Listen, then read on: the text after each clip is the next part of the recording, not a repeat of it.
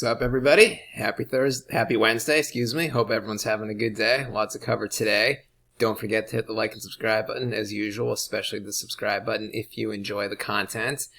And remember, tomorrow is the big day, the new altcoin pick. As I said, I'm very excited about this coin. It's your classic, just not sexy coin. No one's talking about, no one's doing research on, basically no one's even heard of, but those are the coins that moon out of nowhere. Very excited. I first heard about this coin a couple weeks ago. A freelancer that I work with that is in a far, far away country, he alerted me to this coin. That his country, he said it's building some buzz. I looked into it, and it really does seem to be gaining a lot of buzz in that country specifically because the founder is from there. Elsewhere, most people haven't really heard of this coin, but that's good news. I would describe this trade, it's kind of like just a zero risk, high reward trade now. It's almost impossible over the next couple days, week or so, that it can really go down. You just have to see the video to see why, but the framework, that's the framework of this specific trade is set up for. Just zero risk, high reward. It's probably not going to have 192% returns the way Step App did. That Step App was a low market cap coin. This is a big coin. It's large market cap. It's not a top 30 coin, but it's definitely a large market cap. We'll see how it performs, but I'm very excited to do a deep dive into it. It's good. And then, as I said, the last two, Step App is a little bit good analysis on my part. It was a little bit luck, but over the next 24 hours, at the peak of the next 24 hours after I post the video, went up 192%. Cold down, it did that. At the peak of the next 24 hours, it was up 46%. I did that video on Monday, Memorial Day. My timing probably could have been a little better. I'm not sure why I did it on a holiday. But yeah, they're still doing very good. They are above what the price was before I did the video. Making a lot of announcements, a lot of stuff's going on there. Then don't forget, I am active on Twitter now and posting regularly, the usual 4, 5, 6 times a day, just regular crypto Twitter stuff, some stuff that's featured in my videos, some stuff that is not, just sort of real time in the moment crypto news, that kind of stuff. So follow me there at Ben Crypto Show. And then yes, I have a pinned tweet that describes the returns of my two previous altcoin picks, Cold Down, Step App. Again, I'm just trying to build a following here. It's in a bear market. If you're not a hot girl, you got to be a little scrappier in the beginning. So that's what I'm trying to do, but I'm very excited. Definitely tune in tomorrow, Thursday, for that video in the morning, probably a little bit earlier than usual. Get on East Coast time zone for that. But I'm excited, so that's the big day. Let's dive into the markets here. Flat, 30,000, every day the same, a little above 30,000, a little below. Alts and Bitcoin are about equal here. Yesterday had more wild price action. So it was the SEC Binance news caused this big dump here as we went over from 31.5 to 29,000. It looks like it was much more a bunch of big whales getting liquidated than just a general market sentiment changing. You see just an immediate just drop right there. It looks like in a couple minutes or half an hour at the most. But then in the afternoon, markets rebounded mostly on the PayPal news. The PayPal news was bigger than it sounds because they were, as I said yesterday, back in 2017, they were the most anti-company around. They were like on the same level that Charlie Munger is on these days. Very anti. So they've done a complete turnaround. They have offered cryptocurrency. You can buy 4 cryptos since 2020. So they did initiate it then, but now it's big. You can move the cryptos off PayPal and then onto other exchanges or wallets. So PayPal is basically saying, yeah, you can still buy crypto and then use it to pay for goods, but if you also want to use it to trade into other coins, altcoins specifically, just put it in a wallet somewhere and let it grow, then, we'll support that too. So they're saying we're equally bullish on Bitcoin as a payment mechanism, which that's their core business, remember. It's PayPal, they're equally bullish as that as they are in terms of just buying coins to trade elsewhere in investment purposes. So that's good news. That caused the big pump back up from 29 back up to 31,500. I know a lot of people in Europe time zone, they went to bed. They're like, what the hell? The market went down and then up. But usually it's just like a one-way pump each day. This time it was 2 ways, down 5%, back up 5%. Those were the 2 big news items of the day that did that. And then going along with that, Tuesday, I've noticed Tuesday is definitely the most active day in cryptocurrency by far. The most news articles come out. Companies, coins make all their announcements on Tuesday more so than any other day of the week. prices generally go up, I've noticed, and then other people are starting to notice this. Income Sharks, he hasn't put out any specific data, but he was tweeting a lot yesterday how the Tuesday pump is the easiest trade in all of crypto. And he's noticed in both stocks and the Bitcoin, which I guess the rationale would just be, most people don't work on the weekends. So in crypto, everyone gets back on Monday, refreshed, ready to go. Monday, the teams, the news sources that are planning what articles they want to put out during the week or what announcements they want to put out during the week. And so Tuesday gets the gist of those announcements.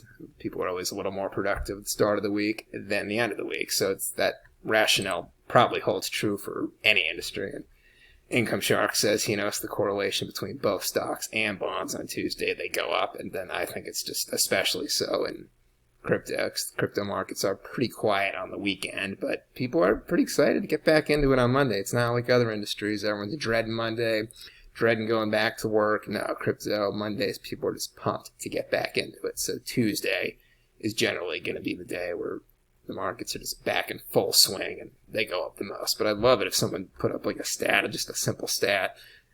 Bitcoin crypto price performance the last 10, 20 Tuesdays versus every other day of the week. I have not put it together yet, but yeah, I'd love to see that stat if somebody could. More bullish news, green fear at 17, so still in the extreme fear zone. But if you look at green fear over the last week, last 4 days, it's gone up consistently. 10 to 13 to 15 to 17. And then in the previous, basically, month before then, right after the Terra collapse, it was just seesawing. Up one day, down the next, up, down, 8, 12, 9, 11. It could not hold it straight up. So the fact we have 4 straight Bitcoin green fear days going up steadily, majorly bullish sentiment is definitely changing. Even more bullish news here. So this came out a couple days ago, but Canadians' big spot ETFs, remember Canada and Australia do have Bitcoin spot ETFs, and then a couple smaller countries in Europe. The US does not have any yet, but Purpose Bitcoin ETF, that's the biggest one in Canada. So the last 30 days, they've seen 35 million in inflows.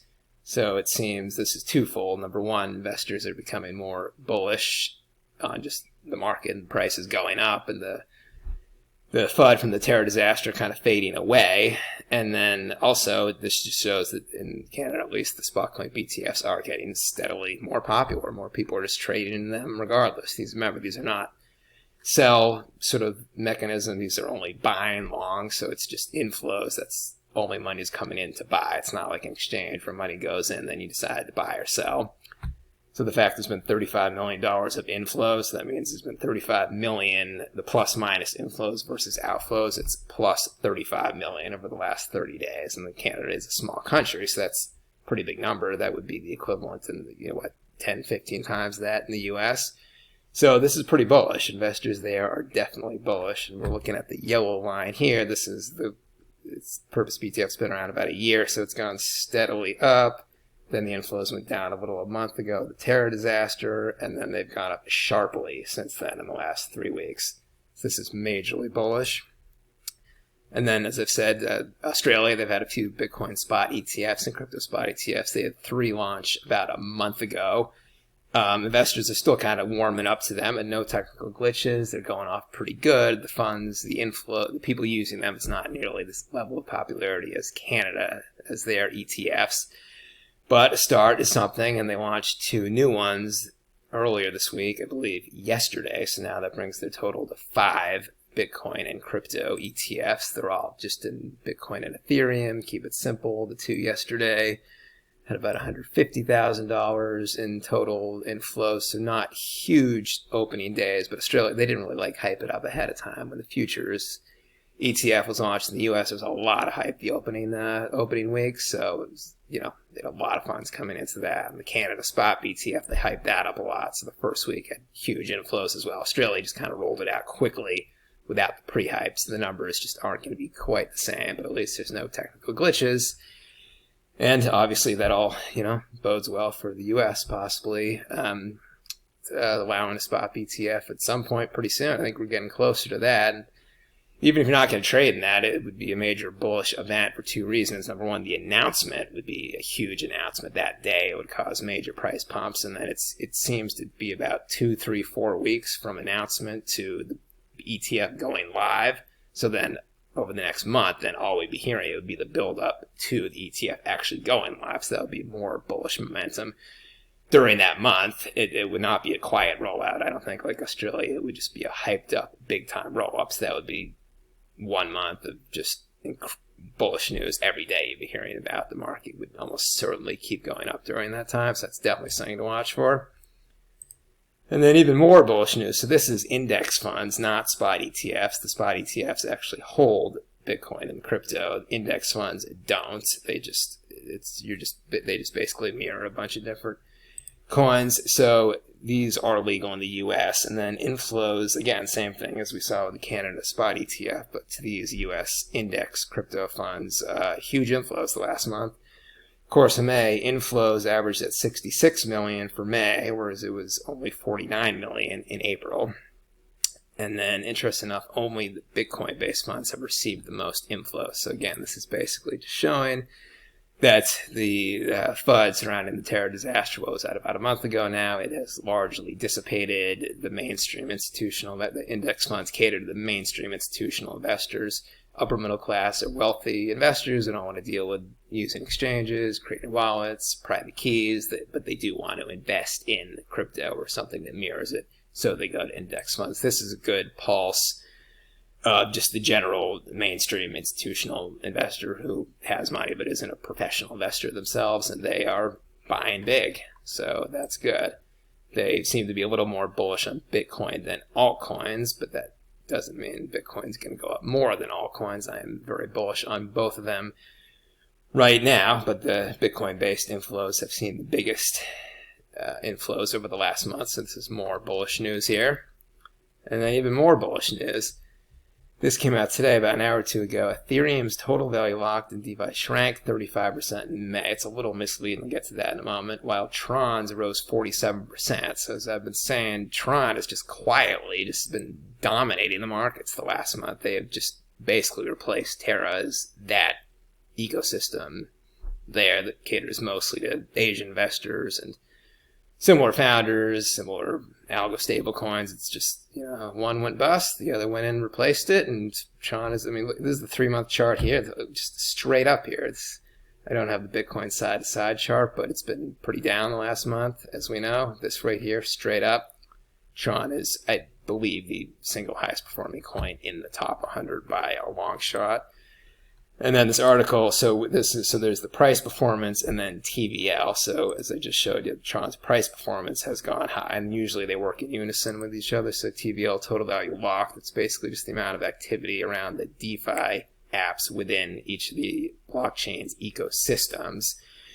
So whereas Ethereum, the total value locked went down 35%, and every other blockchain in the top 10 went down, Tron's went up 47%. So that's huge. Ethereum's TVL down 35%, Tron's up 47%. So huge differences in developer activity. And then if you look at the chart here, so we want to look at the red number here. This is the top 10 blockchains in terms of TVL, total activity amongst the DeFi apps. So every single one is in the red, meaning TVL has gone down in the last 30 days. That's expected. Terra was a blockchain, so when that went bust, all the blockchains and then the altcoins were hit the hardest. No surprise, but there's only one green in the top 10 TVL, and that's Tron, up 47%. So they have just quietly dominated the markets lately. They're the number 3 total value locks. They're ahead of Avalanche, Solana, Polygon. If you just ask random crypto people what was the number 3 TVL behind Ethereum and the Binance Smart Chain, very few people would probably say Tron. They'd probably say Polygon, Solana, Avalanche. This is pretty surprising news here. So, a lot of bullish news today. So again, hit the subscribe button if you like the content. Follow me on Twitter. I do post regularly now at Ben Crypto Show, or just search for Ben Crypto. And tomorrow's the big day, the altcoin picks, so definitely tune in. And I'll probably be posting that video a little bit earlier than usual in the morning, but I'm very excited to find out what the coin is and the specific reasons why, time-wise, I'm very bullish on it right now, and it is very specific to this period right now, but you got to see the video to understand why. Catch you on later. See you tomorrow. Ben Crypto signing out. Later.